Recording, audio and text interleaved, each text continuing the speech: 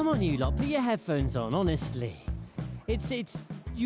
We've got a rabble here. We're in for a very interesting debate, I can tell you now. And welcome to the Plymouth Life Centre, the location for the Devon Business Show 2024, the first one from the Devon Chamber of Commerce. Of course, that includes our Exeter Chamber of Commerce and Plymouth Chamber of Commerce, as well as we have joined forces. We've merged to create a brand new chamber to better serve the business community for our region. And it has resulted in this.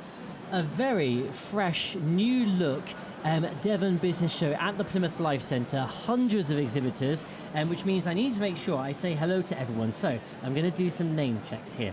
And we'd like to say hello to South Devon College, Corbel Branding Photography, Motortronics UK Limited, Westcott's who we had on earlier, Acronyms, Theatre Royal Plymouth, Global Media and Entertainment, Gifted Women and the Global Warrior, Borrington Hall Hotel and Spa. I might head down there after this, I can tell you right now. Wildernet, they're good pals of ours. Nexus Open Systems, Tamar Safety, Land Rover Experience and AU Bullion Southwest.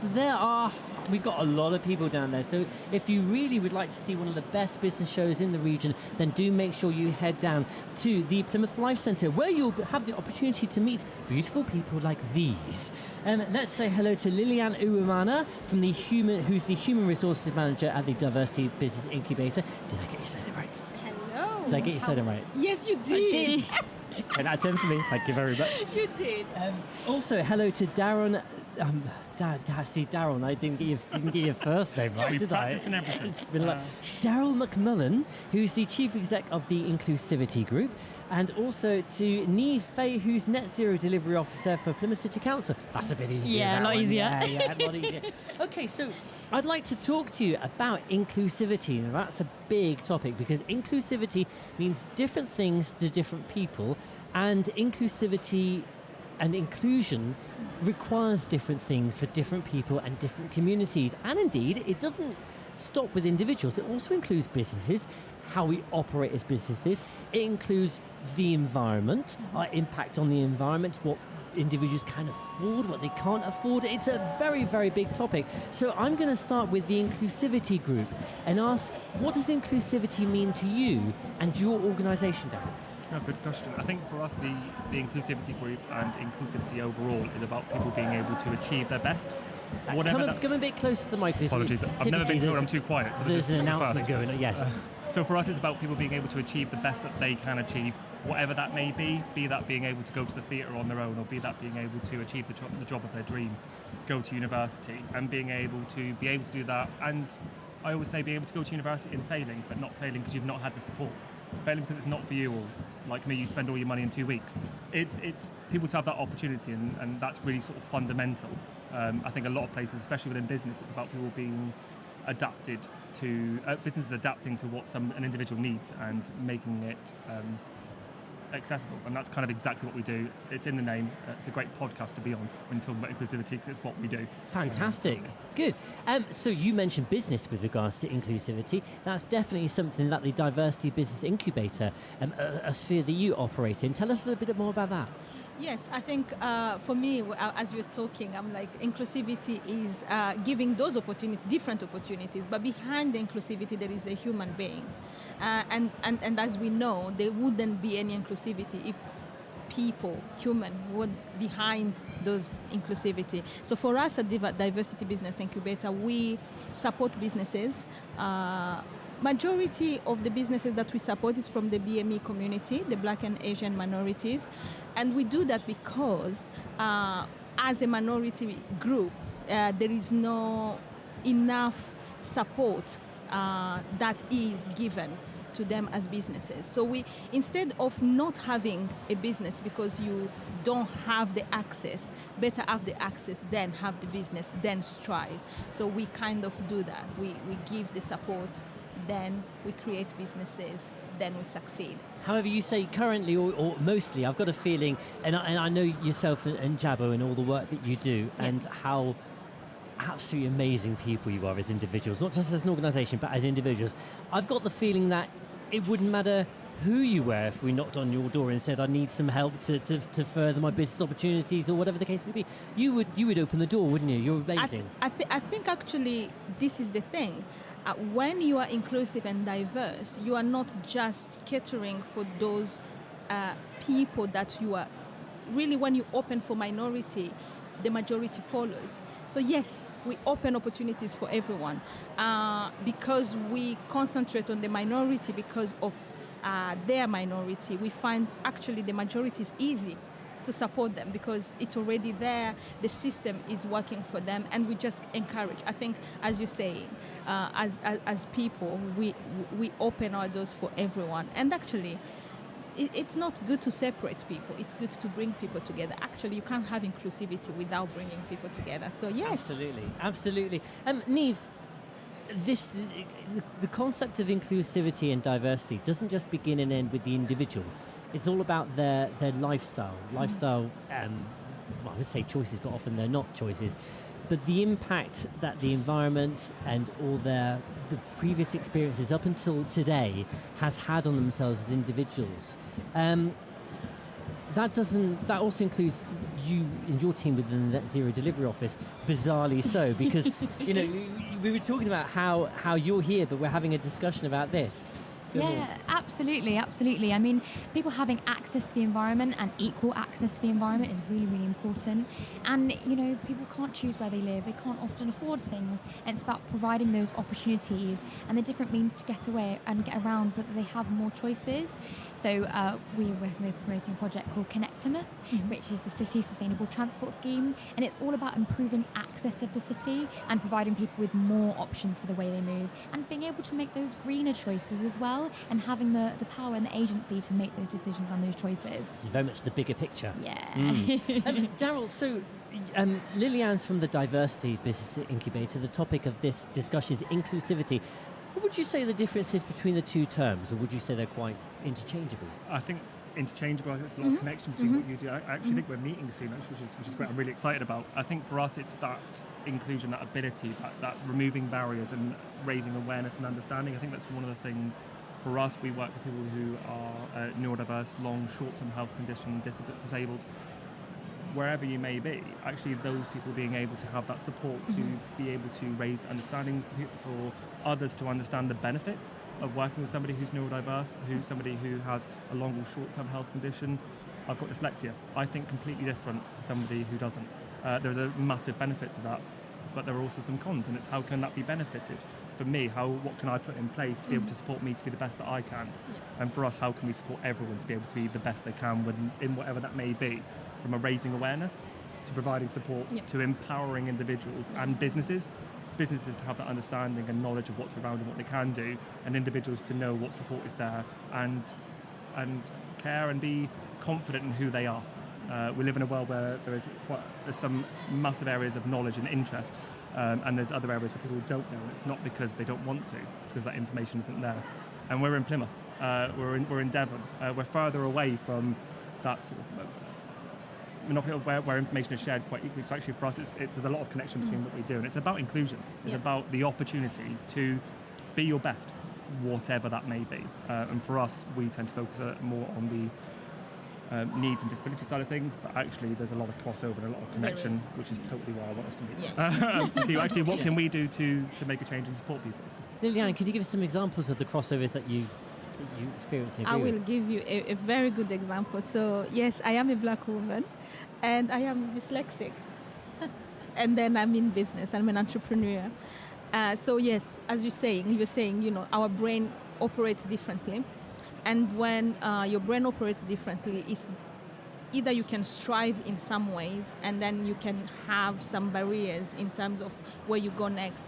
So I think what we do really encompasses that human being coming into the best of themselves and then contributing to the society they are in.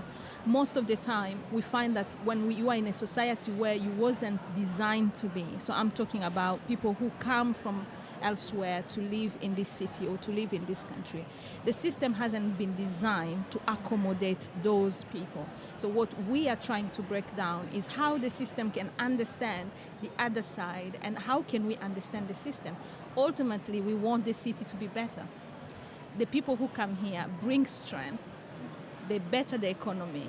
But if we're not catering for them, there's something that businesses are kind of missing Yes. But how can we do that together? Because in business, you might be selling services, you might be selling products, you might be selling so many different things. But if there is a demography of people that you are not attending to because you don't know, then how about you know? Then you change a little bit your business plan or your business way or your model. And then you say, actually, I'm going to cater for this demography that I didn't know needed this A, B, C, D. Then you do even business better. And I think it even opens you up to the international. We can say regional, we can say country-wise, but the world is open. And the more we open to inclusivity, the more we understand the perspective of having more coming to us or having more going out from us. So yeah, I think there is a lot of crossover. And when you understand that and you understand a human being behind it, then we can connect.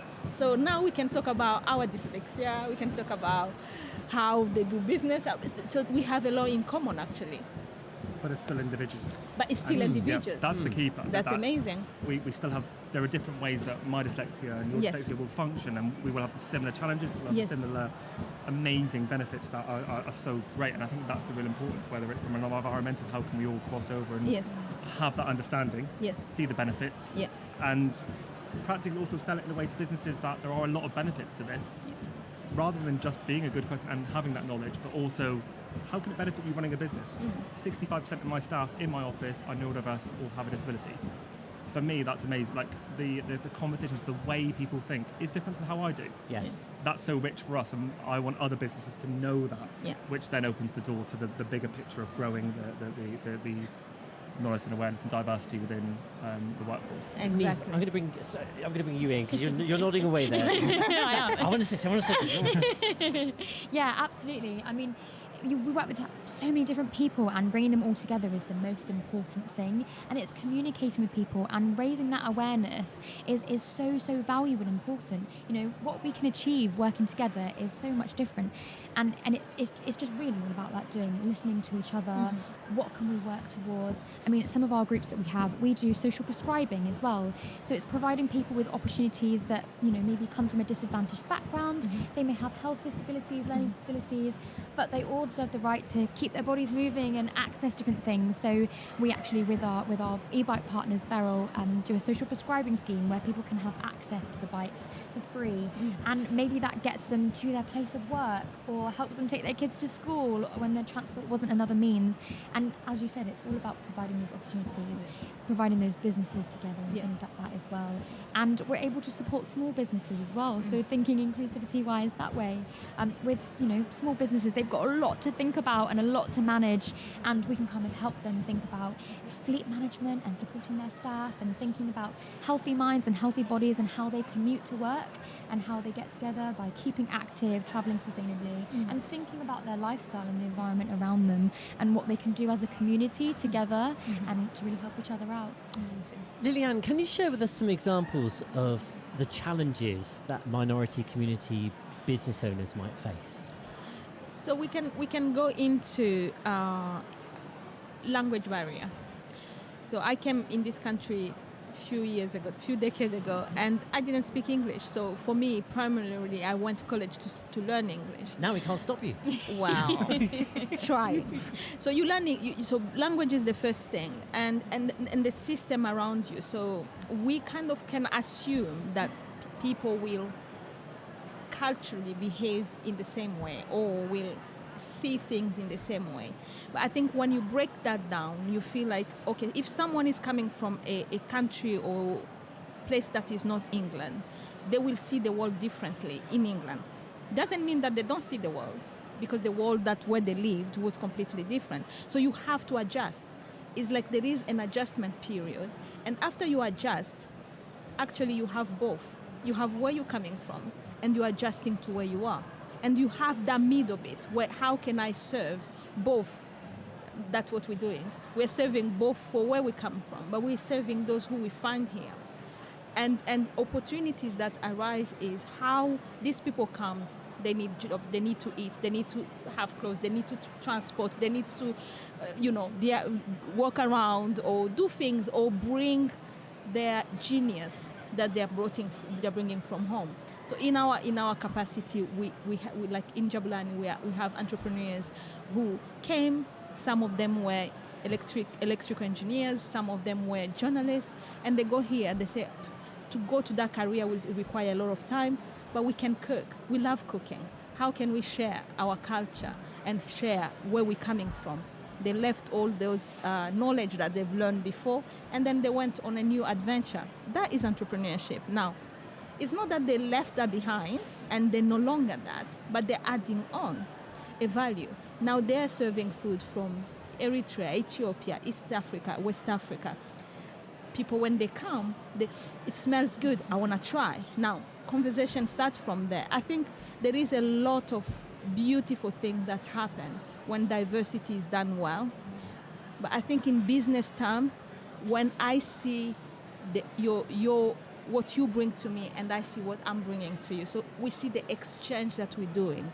It's not just me giving you or me supporting you. Actually, I'm supporting you and you're supporting me. And actually, we're making the place where we're living much better. That's, yeah. So I don't know if I answered your question. No, you did. And I'm actually going to say to Daryl, there's some similarities here with what you just said about appreciating people who see the world differently. Yes.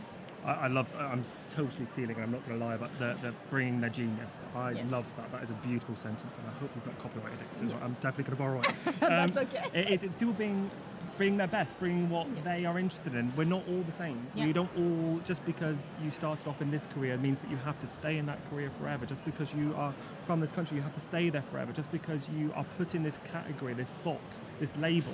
And I think that's some of the things that we try and fight against, is that people understanding the labels and what it means.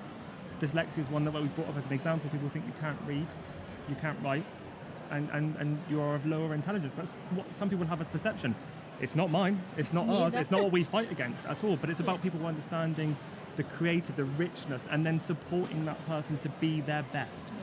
But whatever that is to them, be that from being on a TV program to being in Tesco, to whatever I don't care.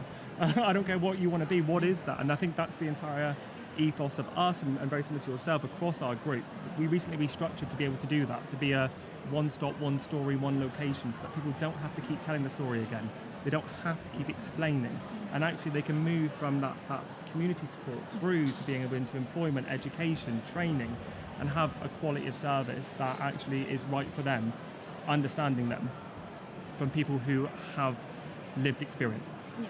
My team have that, probably very similar to yourself, we all have that lived experience, and how can we impart that, how can we encourage and support someone? And that's the bit that when I'm doing payroll, or when I'm doing the other bits that I don't want to do, that I go, actually, do you know what, I've made a difference, people are doing their best, people are able to go out and go for a walk, and I think that's so powerful.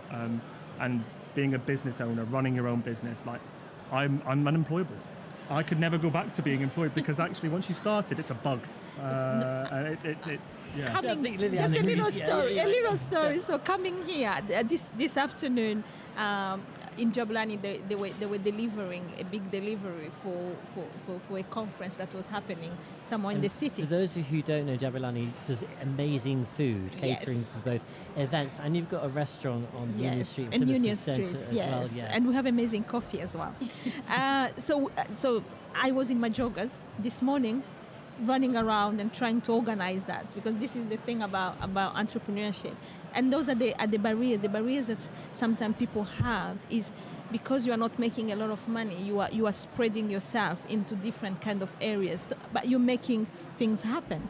So, and that's how small businesses survive. And as I was coming back here, one of the ladies gave me a lift. So she dropped me home. I have to change to look a little bit presentable for you, and then come here. And then I was like, this is amazing. For me, when I was changing, I was like, this is a kind of an experience that I will never get anywhere else. I completely Because agree. I can move from this to that, and to that, and to this. So you can't put me in a box and tell me, oh, you're just good at that. I'll tell you, maybe not. One of my businesses was because someone told me you can't do that, and I went, I can't. Yeah, don't Never tell a creative person there's something they can't do. Yeah, I think my partner tries that for me to do the dishes, but that doesn't work. But nonetheless, other things. So. I can share that, because I think it's, as a CEO of a micro business, this morning I was scrambling around on the floor here, plugging things in with my colleagues Martin and Mark. Last night I've got my soldering iron out, repairing some cables, and today I'm hosting podcasts, and then I'm a director of a Chamber of Commerce. All in a day's quite, work. all a day's work, yeah. But how I do amazing work is 24 hours a day, I must say, yeah. People say when you're a business owner, you should slow down, you're a workaholic, but sometimes, in my defence, and in the defence of other small business owners, it's in your blood, it's in your DNA, and you do get an adrenaline rush from doing it. It's actually not really working. It's just having fun and hopefully making money at the same time and supporting your team. Definitely, and supporting a city that is, just as you said, Plymouth, we're so far. And we're not so used, and I'm hoping, Plymouth City Council is. So we are far, but we are all open to all these people who are coming. So we have the university, we have so many people who are coming who are not from this city.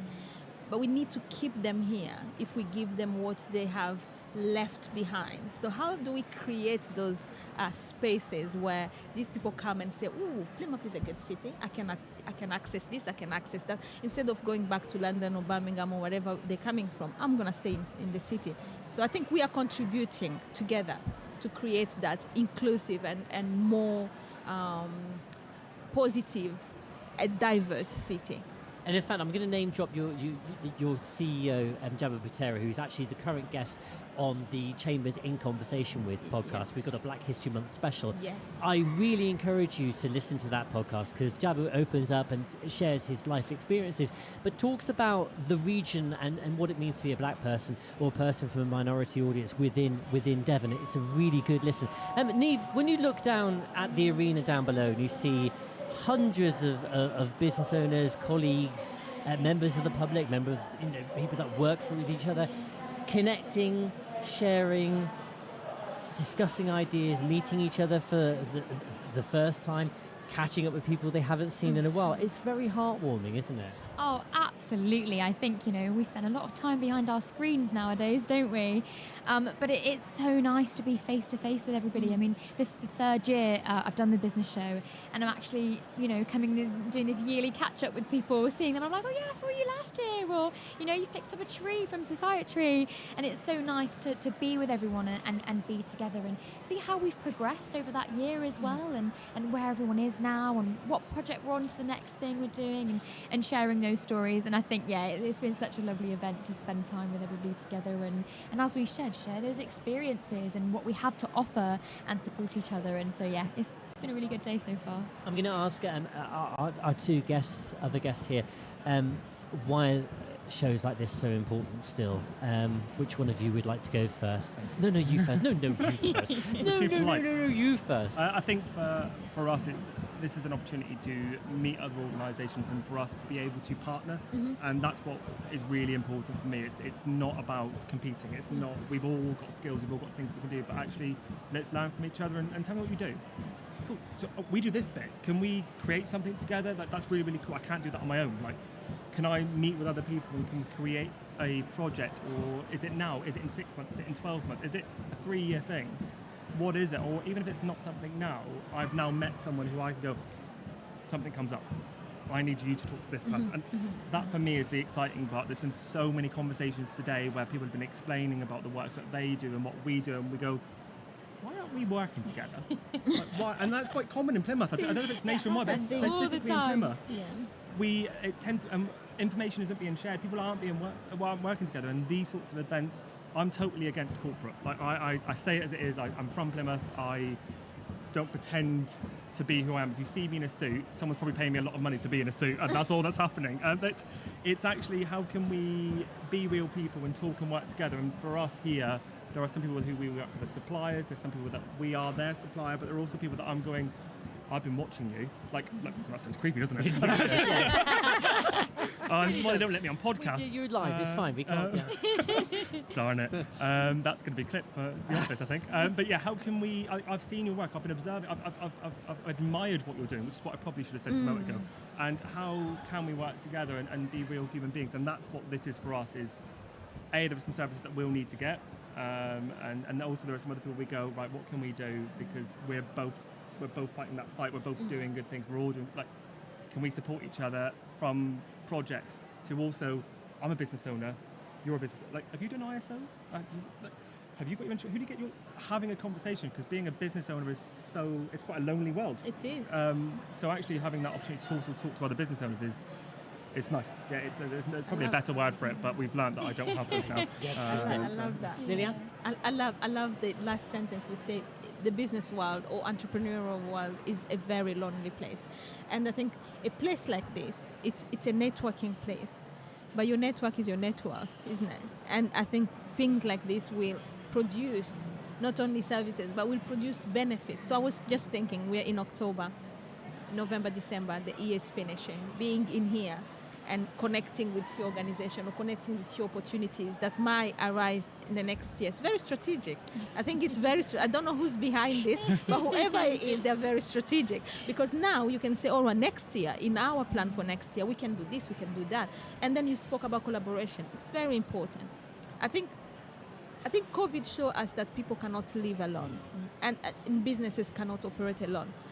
We need to collaborate. We need strength from each other. And that is the human spirit. And we will never do business without the human spirit behind everything.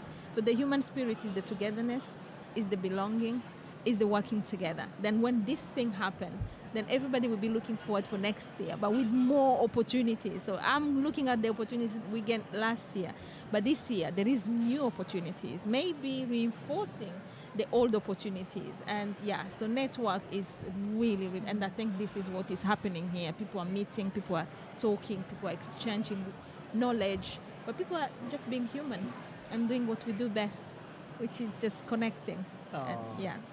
Such lovely words from the three of you, honestly. I wish I could follow that with something inspirational, but I honestly can't. So I'm just going to say thank you very much, Lillian, Daryl and Eve, for joining us here. We are still got many more interviews to kind of scatter along your timeline of social media content throughout the afternoon as we continue to broadcast here from the Devon Business Show 2024.